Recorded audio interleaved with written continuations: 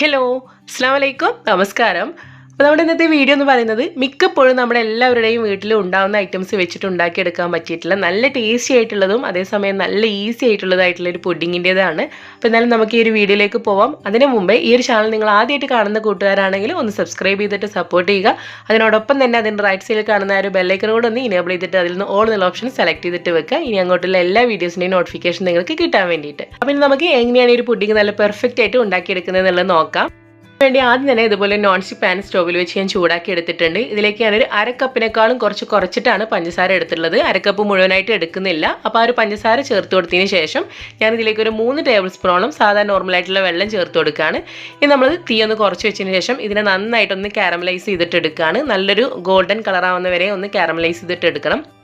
Colour ഇങ്ങനെ മാറിയിട്ട് വരുന്നുണ്ട്. കുറച്ചും കൂടെ നല്ലൊരു ഭംഗിയായിട്ടുള്ളൊരു ഓറഞ്ച് കളർ വരണം. അപ്പോഴാണ് നമ്മൾ ഇതിൻ്റെ ഫ്ലെയിം ഓഫ് ചെയ്യുന്നത്.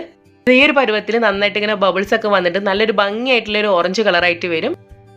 ഇതുപോലൊരു പരുവായി കഴിഞ്ഞാൽ നമ്മൾ ഇതിൻ്റെ ഫ്ലെയിം ഒക്കെ ഒന്ന് ഓഫ് ചെയ്തിട്ട് നമ്മൾ പുഡിങ് ഉണ്ടാക്കിയെടുക്കാൻ ഉദ്ദേശിക്കുന്ന പാത്രത്തിലേക്ക് ഇതൊന്ന് മാറ്റി കൊടുക്കുകയാണ്. അപ്പോൾ ഇന്ന് ഞാനിപ്പോൾ ചേർക്കുന്നത് ഒരു 3 പാത്രത്തിലേക്കാണ് ഇത് ചേർക്കുന്നത്. ഇതുപോലെ റെക്റ്റാങ്കിൾ ടിന്നിലേക്കും പിന്നെ 2 കുഞ്ഞു ബൗൾ എടുത്തിട്ടുണ്ട് റൗണ്ട് ഷേപ്പിലുള്ള.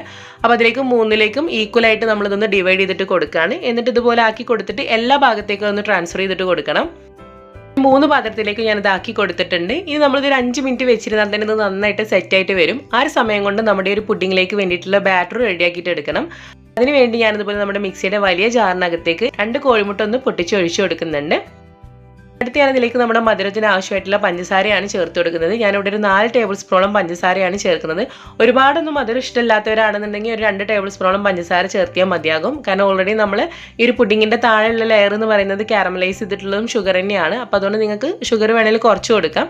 ഇനി അടുത്ത് ഞാനിതിലേക്ക് ഒരു 1 ടേബിൾ സ്പൂണോളം നമ്മുടെ വനില എസൻസ് കൂടിയാണ് ചേർത്ത് കൊടുക്കുന്നത്.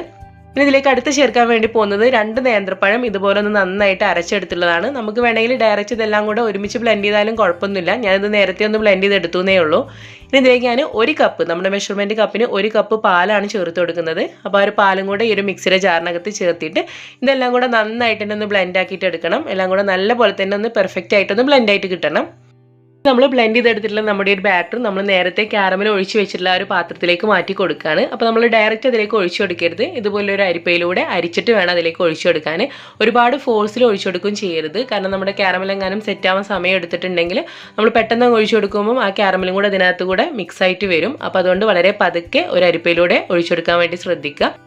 ഇതുപോലെ ഒഴിച്ചു കൊടുത്തതിന് ശേഷം ഇനി നമ്മൾ ചെയ്യാൻ വേണ്ടി പോകുന്നത് ഇത് സ്റ്റീം ചെയ്യുന്ന സമയത്ത് നമുക്കിതിലേക്ക് വെള്ളം ഒന്നും ഇറങ്ങി വരാതിരിക്കാൻ വേണ്ടിയിട്ട് ഇതുപോലെ ഒരു ഫോയിൽ പേപ്പർ വെച്ചിട്ട് നന്നായിട്ടൊന്ന് കവർ ചെയ്തിട്ട് കൊടുക്കണം. ഇനിയിപ്പോൾ ഫോയിൽ പേപ്പർ ഒന്നും കയ്യിലില്ലാത്തവരാണെങ്കിൽ എന്തെങ്കിലും ഈ ഒരു നിങ്ങൾ എടുക്കുന്ന പാത്രത്തിന് കറക്റ്റ് ആയിട്ടുള്ള എന്തെങ്കിലും ഒരു അടപ്പോ കാര്യങ്ങളോ ഉണ്ടെങ്കിൽ അത് വെച്ചിരുന്നാലും മതിയാകും. ഇതേപോലെ കവർ ചെയ്തതിന് ശേഷം ഇനി നമ്മളിപ്പം സ്റ്റീം ചെയ്യാനുള്ള പാത്രത്തിലേക്ക് മാറ്റി കൊടുക്കുകയാണ്.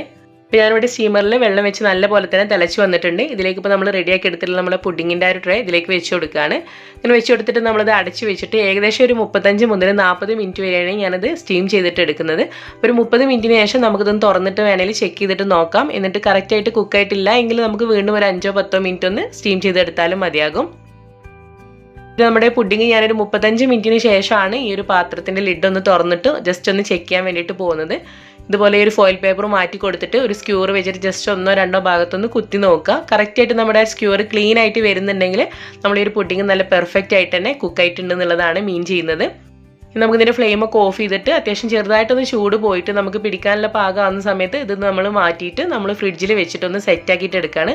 ഒരു 1 മണിക്കൂർ നമ്മൾ ഫ്രിഡ്ജിൽ വെച്ച് കഴിഞ്ഞാൽ നന്നായിട്ട് തന്നെ ഒന്ന് സെറ്റായിട്ട് വരും. ഒരു 1 മണിക്കൂർ ഫ്രിഡ്ജിൽ വെച്ച് നന്നായിട്ട് സെറ്റാക്കി എടുത്തതിന് ശേഷം നമ്മുടെ പുഡിങ് ഞാനിത് ഇവിടെ പുറത്തെടുത്തിട്ടുണ്ട്. ഇതേ രീതിയിൽ സൈഡ് വശങ്ങളൊക്കെ ഒന്ന് വിടിയിച്ചിട്ട് കൊടുക്കുക. എന്നിട്ട് ഇതുപോലെ ഒരു പാത്രത്തിലേക്ക് ഇതൊന്ന് ട്രാൻസ്ഫർ ചെയ്തിട്ട് കൊടുക്കുകയാണ്. അപ്പോൾ നല്ല പെർഫെക്റ്റ് ആയിട്ടും അതുപോലെ തന്നെ നല്ല സോഫ്റ്റ് ആയിട്ടുള്ളതായിട്ടുള്ള പുഡിംഗ് ആണ്. നമുക്കിത് എടുക്കുന്ന സമയത്ത് തന്നെ അറിയാൻ വേണ്ടി പറ്റും. നല്ല സോഫ്റ്റ് ആയിട്ടുള്ളൊരു പുഡിംഗ് ആണിത്. അപ്പോൾ നമുക്ക് ഇപ്പോഴും നമ്മുടെ വീട്ടിൽ ഉണ്ടാകുന്ന ചേരുവകൾ വെച്ച് മാത്രം ഉണ്ടാക്കിയെടുക്കാൻ പറ്റുന്ന നല്ല ടേസ്റ്റി ആയിട്ടുള്ളതും ഈസി ആയിട്ടുള്ളതായിട്ടുള്ള ഒരു പുഡിംഗ് ആണ്. ഓവൻ്റെ ഒന്നും ആവശ്യമില്ല ഈ ഒരു ഹോട്ട് പുഡിംഗ് ചെയ്തിട്ട് എടുക്കാൻ വേണ്ടിയിട്ട്. അപ്പോൾ നിങ്ങളെല്ലാവരും തന്നെ വീട്ടിലൊന്ന് ട്രൈ ചെയ്തിട്ട് നിങ്ങളുടെ ഫീഡ്ബാക്ക്സ് അറിയിക്കാൻ വേണ്ടി മറക്കരുത്. ഗസ്റ്റൊക്കെ വരുന്ന സമയത്ത് എല്ലാവരും ഒന്ന് ട്രൈ ചെയ്തിട്ട് നോക്കുക. ഈ ഒരു വീഡിയോ നിങ്ങൾക്ക് ഇഷ്ടമായി ലൈക്ക് ചെയ്യുക. നിങ്ങളുടെ ഫ്രണ്ട്സിലേക്കും റിലേറ്റീവ്സിലേക്കും ഷെയർ ചെയ്തിട്ട് കൊടുക്കാനും കൂടെ മറക്കരുത്. അപ്പോൾ ഇൻഷാ അല്ലാഹ് നമുക്ക് അടുത്ത വീഡിയോ ആയിട്ട് കാണാം. താങ്ക്